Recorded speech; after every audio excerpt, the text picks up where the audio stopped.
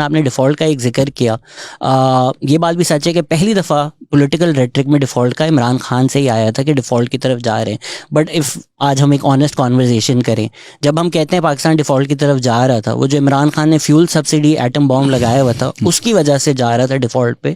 اگر وہ ہم ہٹا دیں تو as such actually to be honest default کا خطرہ تو نہیں تھا نا. نہیں, اس کی وجہ سے وہ ایک وجہ تھی, لیکن اس کی وہ مکمل وجہ نہیں تھی. جو اصل وجہ تھی وہ یہ تھی کہ آپ نے آئی ایم ایف کا پروگرام سے چھوڑ دیا تھا. سو آئی ایم ایف کا program, I M F is a lender of last resort. جب آپ کو کوئی بھی پیسے نہیں دیتا, دنیا میں کوئی بھی پیسے نہیں دے رہا ہوتا اور سب کو نظر آ رہا ہوتا ہے کہ آپ بینکرپٹ ہونے والے ہیں یا ڈیفالٹ ہونے والے ہیں, اور جب آپ بیڈ رسک ہو جاتے ہیں تو آئی ایم ایف آپ کو پیسے دیتا ہے. ہم کہتے ہیں نا کچھ کمپنیز یا banks are too big to fail. جب ان کو لگ رہا ہے کہ اب یہ فیل ہو جائے گا, یہ پاکستان فیل ہو جائے گا یا سری لنکا فیل ہو جائے گا, تو آپ آئی ایم ایف کے پاس جاتے ہیں اور آئی ایم ایف آپ کو پیسے دیتا ہے. ہم 75 سال میں ادھر ہی رہے ہیں کہ ہم فیل ہونے والے ہیں, پھر نکلے, پھر فیل ہونے والے ہیں, پھر نکلے, پھر فیل ہونے والے ہیں. ہم تو آئی ایم ایف کے پاس ہی گئے دسمبر میں. آئی ایم ایف کا پروگرام تھا, کووڈ کے دنوں میں آئی ایم ایف نے ریلیکسیشن کر دی, ان کو مزید پیسے دے دیے, G20 نے ان کو بہت سارے امارات دے دیے, تو بڑا آسانی ہو گئی. انہوں نے یہ پیسے جو ہے ٹرف لون وغیرہ کے اندر پیسے استعمال کر لیے.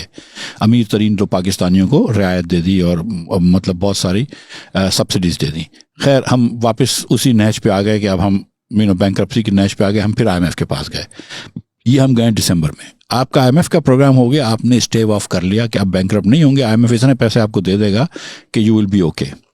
اب اس آئی ایم ایف کے پروگرام میں جب آپ تھے اور آپ کو اس کے بعد ایک اور آئی ایم ایف کا پروگرام جون میں ختم ہوتا تو کرنا ہوتا, تو اس کے بعد آپ نے فروری میں جا کے آپ نے آئی ایم ایف کے سے جو آپ نے معاہدہ کیا تھا اس کا معاہدہ کو توڑا اور 3-4 چیزیں کی. مثال کے طور پر نمبر 1, آپ نے پیٹرول کے اوپر نہ صرف ٹیکس نہیں لگایا, آپ نے یہ کہا تھا کہ ہم ہر مہینے 4 روپے ایڈیشنل لیوی لگائیں گے جب تک کہ وہ 30 روپے پر لیٹر نہ ہو جائے, اور ہر مہینے 2% سیلس ٹیکس لگائیں گے جب تک کہ وہ 17% نہ ہو جائے.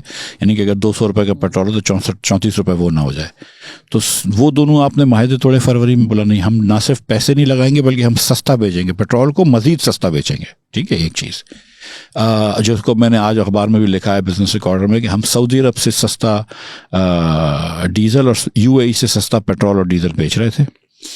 اس کے بعد ہم نے دوسری چیز کی کہ ہم نے ایک معاہدہ کیا تھا کہ ہم کوئی ایمنسٹی نہیں دیں گے, کیونکہ خان صاحب نے ریل اسٹیٹ کے اندر ایمنسٹی دی ہوئی تھی, تو انہوں نے کہا کہ ہم مزید کوئی ایمنسٹی نہیں دیں گے. انہوں نے ایک اور ایمنسٹی دے دی, مینوفیکچرنگ کے اوپر ایمنسٹی دے دی. اور بجلی کے بلوں کے اندر جو ان کو بلز کے اندر جو فیول ایڈجسٹمنٹ چارجز لگانے تھے وہ انہوں نے لگانے سے کر دیا کہ ہم فیول ایڈجسٹمنٹ چارجز بھی نہیں, sorry I should say not say fuel adjustment, I meant annual rebasing جو کرنی ہوتی ہے سال میں ایک مرتبہ جو پرائس ٹیرف کی, وہ بھی انہوں نے نہیں کی, اور گیس کی پرائس بھی نہیں بڑھائی. تو 4 چیزیں کری. تو اس کے ساتھ 2 چیزیں ہوئیں, ایک تو آئی ایم ایف سے آپ کا قطع وہ ہو گیا, سلسلہ آپ کا ٹوٹ گیا. اس کے بعد nobody else was going to land you, and جو آپ کو پیسے دینے تھے دنیا کو وہ بہت زیادہ تھے, جو پیسے آپ کے پاس تھے وہ بہت کم تھے. 36 ارب کی آپ کو ضرورت تھی, 10 ارب آپ کے واسطے تو 26 ارب روپے سے آپ کا خسارہ تھا. دیٹ مینس کہ آپ ڈیفالٹ کریں گے. اور دوسری بات یہ تھی کہ کوئی آپ کو دینے لگے تیار نہیں تھا, تو 26 ارب روپے آپ کو بالکل نہیں مل سکتے تھے. تو ایک تو یہ ہو گیا, اور دوسرا یہ کہ پھر آپ کی فسکل پوزیشن اور بری ہو گئی کہ اگر آپ تیل سستا بیچیں گے تو جو تیل آپ کو چاہیے اس سے زیادہ آپ منگائیں گے, کیونکہ لوگ ہورڈنگ کر رہے ہیں, زیادہ خرچ کر رہے ہیں وغیرہ وغیرہ, اور آپ کے ڈالرز بھی نہیں ہیں. تو بہت سارے مسائل ہو گئے تھے. یہ آپ سمجھ لیجئے کہ مطلب ایک دم پرائم کر دیا تھا ہم نے ڈیفالٹ کے لیے پاکستان کو.